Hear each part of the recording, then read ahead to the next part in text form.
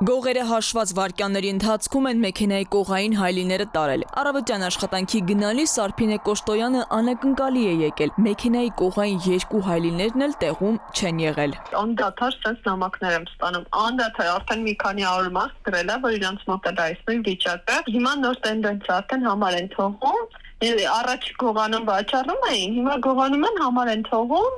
փողը փոխանցում են, ասում են տեղը։ Առայժմ չի կողմնորոշվում, փոխանցի թե ոչ, գործը չձգձգելու, ոստիկանություն չդիմելու համար բանակցել են թռցնողների հետ։ Օգտահաշվի տվյալները գողերը նախապես թողնում են վարորդների մեքենայի դիմապակուն, որ հայլիները հետ վերադարձնելու բանակցություններ սկսեն։ Գողությունից հետո սովորաբար շուկայականից ավելի մատչելի գներով են գողոնը վաճառում, ընդ որում գործարքը կատարում են կրիպտոարժույթով, որ հետքը գտնելը գրեթե անհնար լինի։ Շուկայական գներից լավատեղյակ գողերը այնպիսի գումար են առաջարկում, որ շահավետ լինի հենց իրենցից վերցնելը։ Նախկինում համարանիշներն էին գողանում, այժմ գողության էվոլյուցիան փոխվել է։ Անցել են հայլիներին, գողոնն էլ սովորաբար թաքցնում են բակում, հեռու չեն տանում, որ կասկածի տեղիք չտան։ Փաստաբանն ասում է, պետք է պատժամիջոցների որոշակի խստացում լինի, որ այդ չարագործների դեմն առնեն։ Դա պիտի քրեական օրենսգրքում արդեն փոփոխություն արվի, դատավարության օրենսգրքում, որպեսզի նման դեպքերում այնպես կանխեն, այսինքն ոստիկանությունը ստեղ բռնում է այդ մարդուն, բայց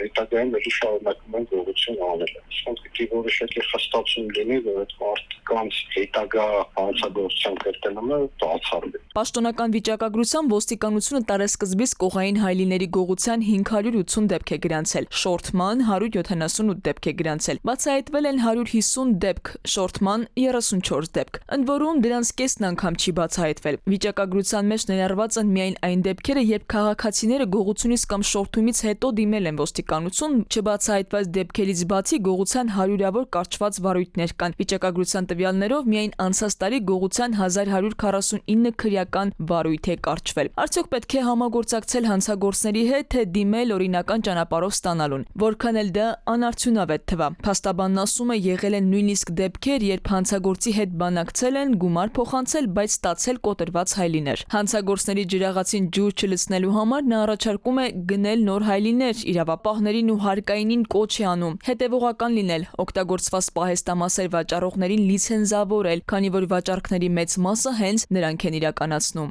Քնարիկ Պետրոսյան, ժամը լրատվական։